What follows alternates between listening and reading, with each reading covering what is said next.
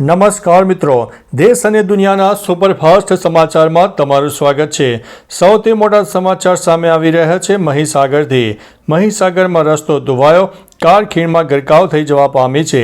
મહીસાગરના સંતરામપુરમાં ભારે વરસાદના કારણે ભમરીથી માનગઢ જતો રસ્તો ધોવાઈ ગયો છે। આ ઘટનામાં એક કાર રસ્તા સાથે ખીણમાં ગરકાવ થઈ ગઈ।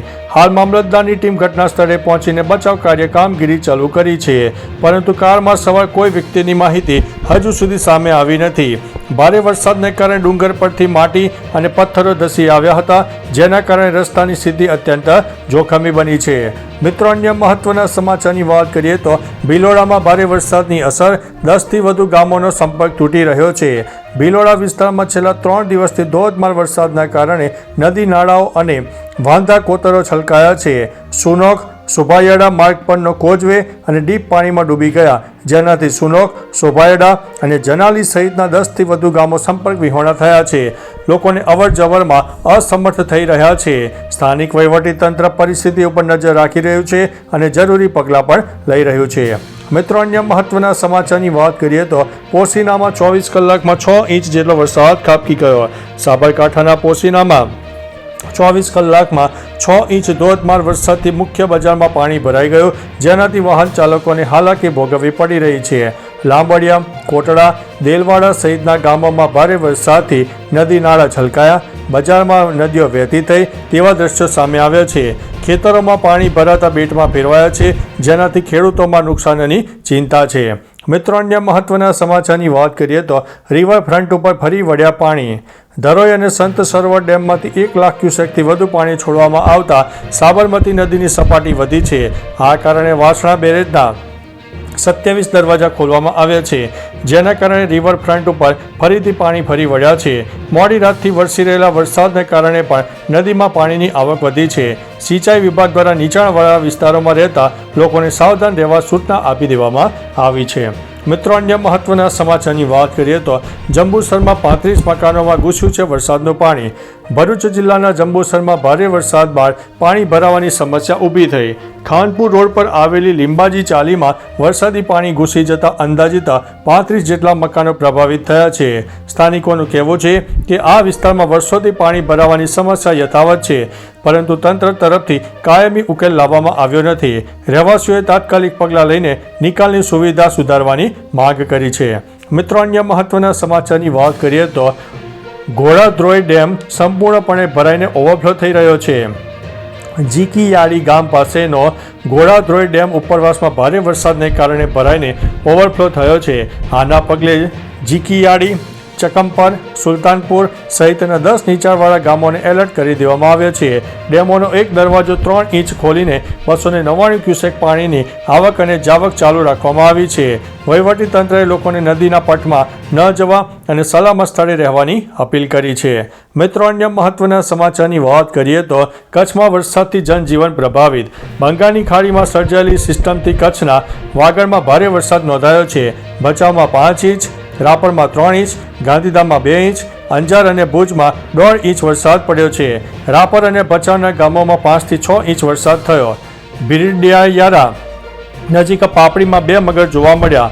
આગામી 3 દિવસ મધ્યમથી અતિભારે વરસાદની આગાહીથી તંત્ર એલર્ટ થયું છે। કલેક્ટરે ડેમ અને કોઝવે ટાળવા માટે અપીલ કરી છે। અધિકારીઓને હેડક્વાર્ટર ન છોડવા માટે પણ આદેશ આપ્યા છે। મિત્રો, અન્ય મહત્વના સમાચારની વાત કરીએ તો સાબરમતીનું રૌદ્ર સ્વરૂપ, લોકો જોવા માટે ઉમટી પડ્યા। અમદાવાદમાં મોડી રાતથી સતત વરસી રહેલા વરસાદ અને ઉપરવાસના ડેમમાંથી પાણી છોડવામાં આવતા સાબરમતી નદી ભયજનક સપાટીએ પહોંચી ગઈ છે। નદીનું રૌદ્ર સ્વરૂપ જોવા માટે લોકો રિવરફ્રન્ટ ઉપર ઉમટી પડ્યા છે। વાસણા બેરેજના તમામ 27 દરવાજા ખોલી નાખવામાં આવ્યા છે, જેથી નદીનું પાણી શહેરમાં ન પ્રવેશે। નીચાણવાળા વિસ્તારોમાં રહેતા લોકોને સાવધાન રહેવા માટે સૂચના પણ આપી દેવામાં આવી છે। મિત્રો, અન્ય મહત્વના સમાચારની વાત કરીએ તો અંબાજીમાં 6 દિવસમાં 36 લાખ ભક્તોએ કર્યા છે દર્શન। અંબાજી મંદિર ખાતે યોજાયેલા ભાદરવી પૂનમ મેળાનો ગઈકાલે છેલ્લો દિવસ હતો। છેલ્લા 6 દિવસમાં 36 લાખથી વધુ ભક્તોએ દર્શન કરીને શ્રદ્ધાપૂર્વક હાજરી આપી। ભક્તોની ભીડને સંભાળવા માટે ભારે પોલીસ પંચ ગોઠવવામાં આવ્યો હતો। ચંદ્રગ્રહણના કારણે 5 કલાકથી મંદિરના દરવાજા બંધ રહ્યા હતા, જે કારણે માતાજીના દર્શન માટે વહેલી સવારે ભક્તોની લાંબી લાઈનો જોવા મળી હતી। મિત્રો, અન્ય મહત્વના સમાચારની વાત કરીએ તો અંબાજી મંદિરના પ્રાંગણમાં ભક્તોના ગરબા જોવા મળ્યા. અંબાજી મંદિર ખાતે ભાદરવી પૂનમ મેળાના અંતિમ દિવસે ભક્તોમાં ભારે ઉત્સાહ જોવા મળી રહ્યો છે. ભક્તોએ મંદિરના પ્રાંગણમાં ઉમંગપૂર્વક ગરબા રમીને શ્રી અંબે માતાને નમન કર્યું. બોલ મારી અંબે, જય જય અંબેના ઘોષ સાથે સમગ્ર વાતાવરણ ભક્તિમય બની ઉઠ્યું. છેલ્લા 6 દિવસમાં 36 લાખથી વધુ ભક્તોએ દર્શન કર્યા છે. મિત્રો, અન્ય મહત્વના સમાચારની વાત કરીએ તો અંબાલાલ પટેલની ભૂકા કાઢી નાખે તેવી આગાહી સામે આવી છે. હવામાન નિષ્ણાત અંબાલાલ પટેલે ગુજરાતના માથે ભારે વરસાદની આગાહી કરી છે. તેમના અનુસાર ગુજરાત માટે આગામી 48 કલાક ભારે રહેશે. અમદાવાદ અને ગાંધીનગર, બનાસકાંઠા, સાબરકાંઠા, કચ્છના ભુજ અને નલિયા, પાટણ, અરવલ્લી, સુરેન્દ્રનગરમાં હજુ પણ ભારે વરસાદની શક્યતા રહે છે. 2 દિવસ બાદ વરસાદની ગતિ ધીમી પડી શકે છે.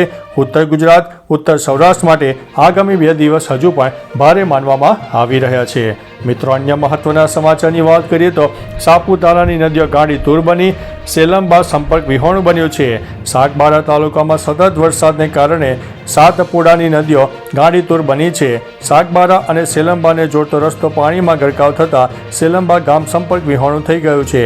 મહારાષ્ટ્ર તરફથી આવતા વેપારીઓ, નોકરિયાતો અને મજૂરો સહિત અનેક લોકો ફસાયા છે. ગોટપાડા, પાંચપીપરી, દેવરૂપણ અને નવી નગરી જેવા વિસ્તારોના પુલ પણ પાણીમાં ડૂબી ગયા છે. મિત્રો, અન્ય મહત્વના સમાચારની વાત કરીએ તો ભાવનગરમાં ઇકો કાર તણાઈ, 2નો બચાવ કરવામાં આવ્યો છે. ભાવનગર જિલ્લાના વલભીપુર નજીક કેરી નદીના કોઝવે પરથી પસાર થતી ઇકો કાર વહેતા પાણીમાં તણાઈ ગઈ. ભારે વરસાદના પગલે નદીમાં વહેતા પાણીનો પ્રવાહ વધતા કાર પાણીમાં ફસાઈ ગઈ હતી. સ્થાનિક પ્રજાજનો અચે બચાવ ટીમે ચુસ્ત કામગીરી કરતા કારમાં ફસાયેલા 2 લોકોને સુરક્ષિત રીતે નદી બહાર કાઢી લેવાયા છે. આવામાં તંત્ર દ્વારા લોકોને નદીના વહેણથી દૂર રહેવાની અપીલ પણ કરવામાં આવી છે. તો ચાલો મિત્રો, ફરીથી દેશ અને દુનિયાના સુપરફાસ્ટ સમાચાર લઈને મળતા રહીશું. ત્યાં સુધી અમને રજા આપશો. નમસ્તે.